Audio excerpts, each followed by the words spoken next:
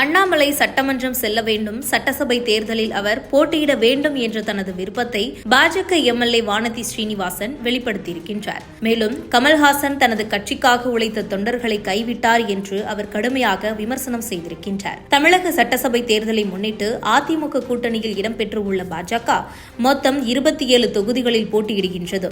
இந்த 27 தொகுதிகளின் பட்டியலை எடப்பாடி பழனிசாமி நேற்று அறிவித்திருந்தார். அந்த பட்டியலில் கரூர் மாவட்டத்தை சேர்ந்த அரவக்குறிச்சி, பல்லடம், தொண்டாமுத்தூர், கவுண்டம்பாளையம், கோவை தெற்கு போன்ற முக்கிய தொகுதிகள் பாஜகவுக்கு ஒதுக்கப்படவில்லை. கோவை வடக்கு தொகுதி மட்டுமே பாஜகவுக்கு ஒதுக்கீடு செய்யப்பட்டு உள்ள நிலையில் அந்த தொகுதியில் வானதி ஸ்ரீனிவாசன் நீண்ட காலமாகவே தேர்தல் பணிகளில் ஈடுபட்டு வருகின்றார். இதனால் இந்த முறை அண்ணாமலை சட்டசபை தேர்தலில் போட்டியிடுவாரா என்ற கேள்விகள் எழுந்துள்ளன. இந்த சூழ்நிலையில் செய்தியாளர்களை சந்தித்த வானதி ஸ்ரீனிவாசன் கூட்டணி அரசியலில் எதிர்பார்த்த அனைத்து தொகுதிகளும் கிடைப்பது சாத்தியமில்லை என்று கூறினார். கூட்டணியில் சாதகங்களும் பாதகங்களும் இருக்கும், அவற்றை ஏற்றுக்கொள்வதே அரசியல் நுணுக்கம் என்றும் விளக்கியுள்ளார்.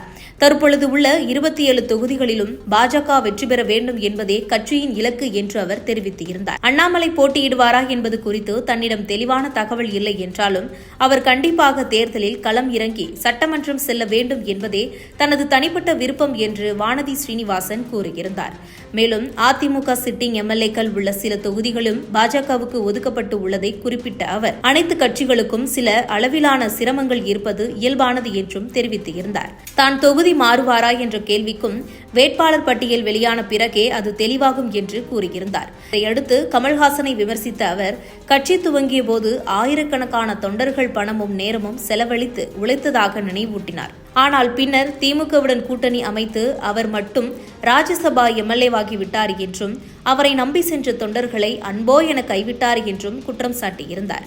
மேலும் கமல்ஹாசன் தனது சொந்த கட்சிக்கே விசுவாசமாக இல்லை, தொண்டர்களை கூட காப்பாற்ற முடியாத நிலை ஏற்பட்டு உள்ளது என்று அவர் விமர்சனம் செய்துள்ளார். ஒரு கட்சியை துவங்கி அதை எவ்வாறு வீணாக்க முடியும் என்பதற்கு கமல்ஹாசன் ஒரு உதாரணம் என்றும் கூறிய வானதி ஸ்ரீனிவாசன் புதிதாக கட்சி துவங்கும் அரசியல் தலைவர்களை மக்கள் கவனமாக ஆய்வு செய்ய வேண்டிய அவசியம் இதன் மூலம் வெளிப்படுகிறது எனவும் தெரிவித்திருந்தார். இது குறித்து உங்கள் கருத்துக்களை கமெண்ட் பாக்ஸில் கமெண்ட் பண்ணுங்க.